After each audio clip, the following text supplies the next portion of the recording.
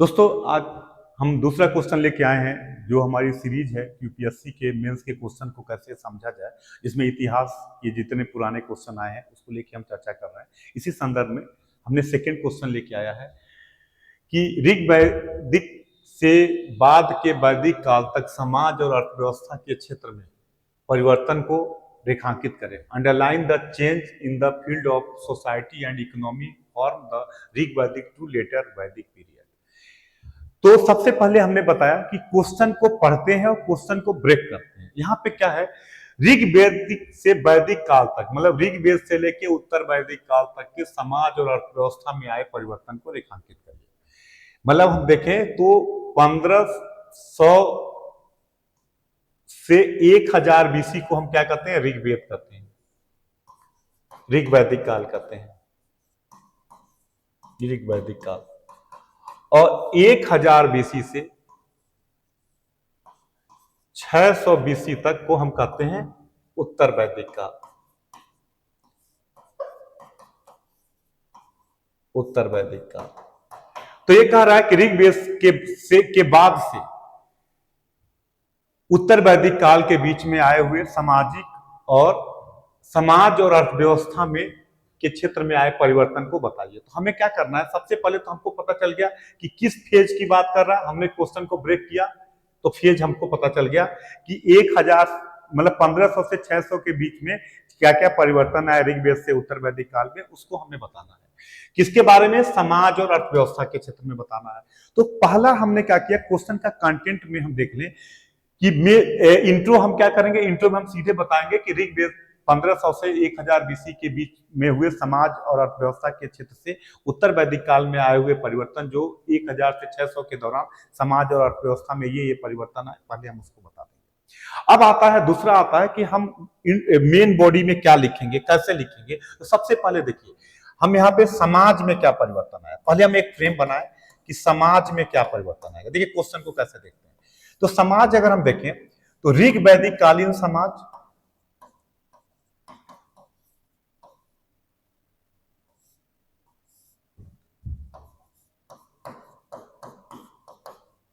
कालीन समाज और उत्तर वैदिक कालीन समाज में क्या परिवर्तन आया, पहले हम दिमाग में देखें। तो यहां पे देखते हैं कि वर्ण व्यवस्था, वर्ण जो है में चारों वर्ण आ चुके हैं, चारों वर्ण जो है आ चुके हैं। लास्ट तक आते आते 1000 तक आते आते चारों वर्ण आ चुके हैं, ब्राह्मण क्षत्रिय वैश्य शूद्र। यहां पे वर्ण धीरे धीरे क्या होने लग रहे हैं, जाति में बदलने लग रहे हैं। पहला परिवर्तन हम बताएंगे, ऋग्वेद में 4 वर्ण की उत्पत्ति दिखाई देती है, लेकिन यहाँ पे वर्ण व्यवस्था धीरे धीरे जाति व्यवस्था में कन्वर्ट होने लगी। और दूसरा क्या आता है कि समाज में यहाँ पे आपस में मतभेद नहीं है, लेकिन उत्तर वैदिक काल में हम देखते हैं कि समाज में 2 वर्ग बनता है, विशेषाधिकार वर्ग, विशेषाधिकार वर्ग, और दूसरा विशेषाधिकार विहीन वर्ग। विशेषाधिकार विहीन वर्ग मतलब ब्राह्मण क्षत्रिय प्रोडक्शन न करते हुए भी समाज के प्रिविलेज पे हैं, और वैश्य और शूद्र जो है ये समाज में विशेषाधिकार विहीन वर्ग है, जिसमें वैश्य को पॉलिटिकल क्या कहते हैं कि इकोनॉमिक रूप से तो रिच है, लेकिन उसको अभी भी पॉलिटिकल राइट नहीं मिले हैं जो ब्राह्मण और क्षत्रिय के पास है। तो समाज में विभाजन दिखाई देता है। उत्तर वैदिक काल में सबसे बड़ा परिवर्तन हो गया समाज में कि यहाँ वर्ण व्यवस्था आ चुकी थी, लेकिन आपस में मतभेद नहीं था। उत्तर वैदिक काल में वर्णों के बीच में एक विषय था, 2 प्रकार का विभाजन दिखाई देता है, एक विशेषाधिकार वर्ग और दूसरा विशेषाधिकार विहीन वर्ग। पहला पॉइंट एग्जामिनर को बता दिए कि पहला परिवर्तन आता है। दूसरा परिवर्तन की अगर हम बात करें, इसको हम बड़े लेवल पे अगर लिखें तो ऐसे देखें, अगर समाज में क्या क्या परिवर्तन आया, समाज में क्या क्या परिवर्तन आया, तो यहां पे देखते हैं कि वर्ण व्यवस्था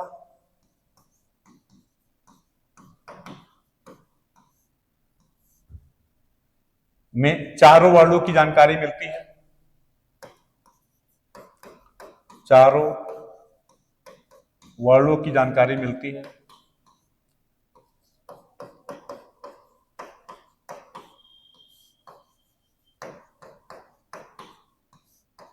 और यहां पर जब उत्तर वैदिक काल में आते हैं तो उत्तर वैदिक काल में वर्ण जाति में बदलने लगा, वर्ण जाति में बदलने लगा।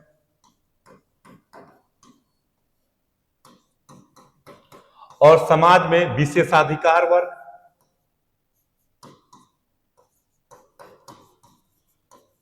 अधिकार वर्ग और विशेषाधिकार विहीन वर्ग के रूप में, अधिकार विहीन वर्ग के रूप में आ गया। ब्राह्मण क्षत्रिय विशेषाधिकार वर्ग थे और वैश्य शूद्र विशेषाधिकार विहीन थे। दूसरा तो ये आ गया। दूसरा पॉइंट हम देखते हैं, महिलाओं की स्थिति। महिलाओं की स्थिति में अगर हम देखें तो ऋग वैदिक काल में महिलाओं की स्थिति अच्छी थी, उन्हें स्थिति काफी अच्छी थी। इसमें गिरावट दिखाई देती है, उत्तर वैदिक काल में गिरावट दिखाई देती है, इनको बुराइयों में गिने जाने लगा। यह परिवर्तन समाज में दिखाई देता है। महिलाओं की स्थिति में पहले इनको बुराइयों में गिना जाने लगा तो कम इनकी स्थिति में गिरावट आती है। इसको हम बताएंगे समाज में परिवर्तन क्या क्या हुआ। तीसरा अगर हम देखें तो तीसरा सबसे परिवर्तन हुआ कि धर्म में अगर हम देखें तो यहां पे इंद्र की भूमिका बहुत ज्यादा थी। यहां पे हम देखते हैं तो धार्मिक रूप से यहां पे देखते हैं कि इंद्र की भूमिका गौड़ हो गई, इंद्र की भूमिका नगण्य हो गई और कर्मकांडों का महत्व बढ़ गया।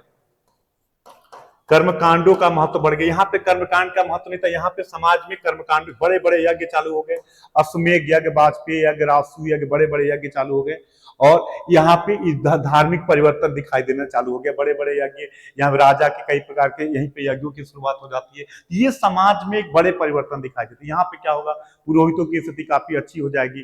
तो इसी के प्रकार से समाज में धीरे धीरे देखेंगे तो ब्राह्मण साहित्य, आरण्यक और उपनिषद के रूप में आंतरिक विरोध भी चालू होगा समाज में। तो एक तो आएगा और तीसरा लिखेंगे कि उत्तर वैदिक काल में इन्हीं को लेकर समाज में एक विरोध भी चालू होगा, समाज में विरोध भी चालू होगा,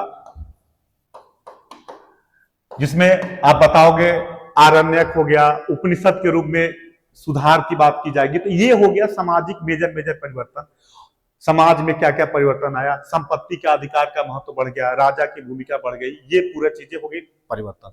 अब दूसरा पार्ट कहता है क्वेश्चन का कि अगर हम देखें तो एक तो हो गया समाज में, तो लगभग 60 वर्ड में इसको बताइएगा। ये तो मेजर मेजर में चूंकि समझाने के लिए आपको बता रहा हूं, मतलब इसी तरीके से आपको कंटेंट को लिखना है। अब आता है अर्थव्यवस्था में, क्योंकि जब तक कंटेंट आपका रीच नहीं होगा नंबर नहीं मिलेगा, तो उसको उसके बारे में सोचेगा। अर्थव्यवस्था में क्या परिवर्तन आया, तो अब देखो अगर हम बात करें अर्थव्यवस्था की तो ऋग वैदिक काल में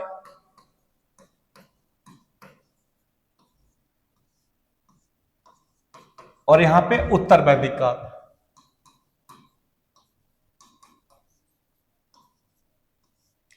अब देखो यहां पे अगर परिवर्तन की बात करें तो यहां पे मुख्य इकोनॉमी क्या थी, पशुपालन थी। राजा पशुओं के लिए युद्ध करता था, आपको पता होगा पशु बेही संपत्ति की गणना की जाती थी, पशुओं के लिए ही युद्ध होता था, जिसके पास जितने ज्यादा पशु होंगे उतना रिच माना जाएगा। तो मुख्य इकोनॉमी पशुपालन थी। यहां पे मुख्य इकोनॉमी क्या हो गई, कृषि हो गई। अब कृषि होगी तो क्या होगा, अब यहां अस्थायित्व जीवन आएगा।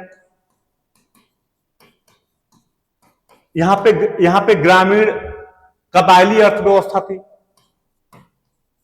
कबायली अर्थव्यवस्था थी।